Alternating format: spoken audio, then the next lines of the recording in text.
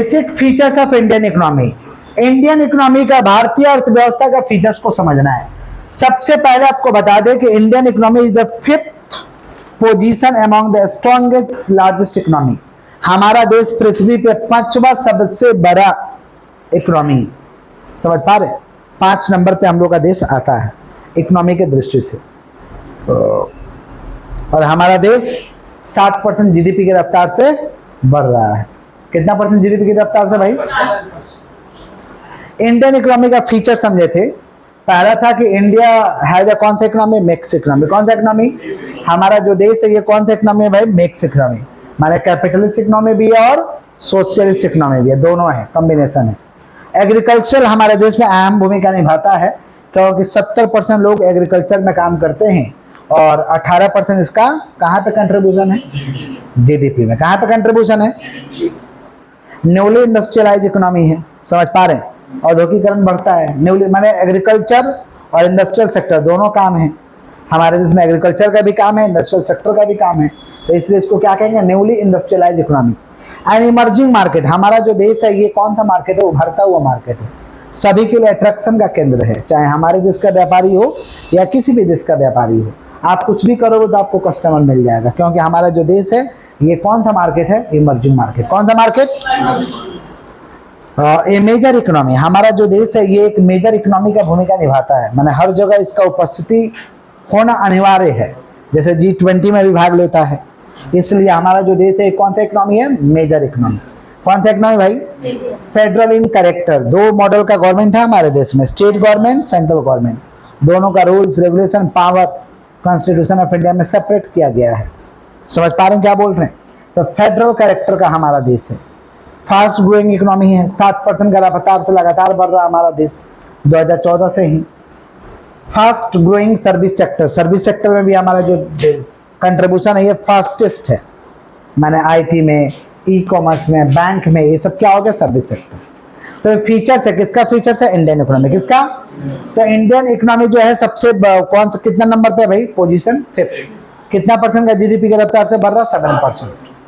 Features क्या हो जाएगा? मिक्स इकोनॉमी है, एग्रीकल्चर की रोल को निभाता है, इमर्जिंग मार्केट है, इंडस्ट्रियलाइज इकोनॉमी है, मेजर इकोनॉमी है, समझ पा रहे? फेडरल कैरेक्टर का हमारा देश है, फास्ट ग्रोइंग हमारा इकोनॉमी है, फास्ट ग्रोइंग सर्विस सेक्टर है हमारे देश का। Structural changes in India national income, सुनिए, 18% जीडीपी में कंट्रीब्यूशन एग्रीकल्चर सेक्टर का है। 18% जीडीपी में कंट्रीब्यूशन एग्रीकल्चर सेक्टर का है, 30% इंडस्ट्रियल सेक्टर का है और 52% सर्विस सेक्टर का है। 52% ऑक्यूपेशनल स्ट्रक्चर। हमारे देश का आर्थिक विकास में, इकोनॉमिक डेवलपमेंट में कितने तरीके का ऑक्यूपेशनल स्ट्रक्चर है हमारे देश में? ऑक्यूपेशनल स्ट्रक्चर हमारे देश में 3 तरीके के हैं, primary, secondary, tertiary. Primary, secondary. Primary का मतलब होता है जो जन्म लेते ही हम लोग सीख जाते हैं, जैसे जेनेटिक, पशुपालन, समझ पा रहे हैं? आपका खेती बाड़ी करना, ये सब जेनेटिक है।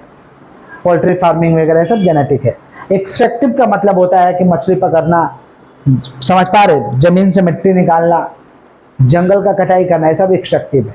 तो ये सारे के सारे कहाँ आता है? प्राइमरी में। कहाँ आता है? सेकेंडरी में क्या आता है? मैन्युफैक्चरिंग और कंस्ट्रक्शन। मैन्युफैक्चरिंग माने किसी भी गुड्स को बनाओ, कंस्ट्रक्शन में तो देख ही रहे हो, रोड का निर्माण करना, ब्रिज का निर्माण करना, बिल्डिंग का निर्माण करना, ये सब कंस्ट्रक्शन है। और टर्शियरी माने सेवा उद्योग। टर्शियरी माने इसमें कौन आएगा? Bank, insurance, transport, warehouse, communication. ये है हमारे देश के ऑक्यूपेशनल स्ट्रक्चर। ऑक्यूपेशनल। अब नेक्स्ट हम लोग का है ऑक्यूपेशनल स्ट्रक्चर फेल होने के कौन कौन से फैक्टर है कि भाई लैंड रिफॉर्म सही से नहीं है, समझ पा रहे? Trend to enlarge scope of non agriculture rural employment. खेती बाड़ी छोड़ कर दूसरा जगह लोगों को काम देने का हमारे पास सिस्टम नहीं है। गांव में, गांव क्षेत्र में दूसरा जगह काम देने का कोई स्कोप नहीं है। पुअर फार्मर गवर्नमेंट से बेनिफिट नहीं उठा पाते हैं। Poor farmer could not reap any benefit from the government. No impact on occupational structure. और हाई डिग्री ऑफ कौन सा एम्प्लॉयमेंट है भाई? Disguise unemployment in agriculture sector. Disguise unemployment का मतलब क्या होता है? हम अकेला काम करेंगे तो रिजल्ट उतना ही आएगा, 5 को लेके काम करेंगे तो रिजल्ट उतना ही आएगा। तो बेटर है कि अकेला काम करो। लेकिन लोग क्या करते हैं कि 5 आदमी को ऐड कर लेते हैं। माने खुद कटेगा, अपना बेटा को भी खटवाएगा, अपना पत्नी को भी खटवाएगा, अपना माताजी को भी खटवाएगा, सबको खटवाएगा।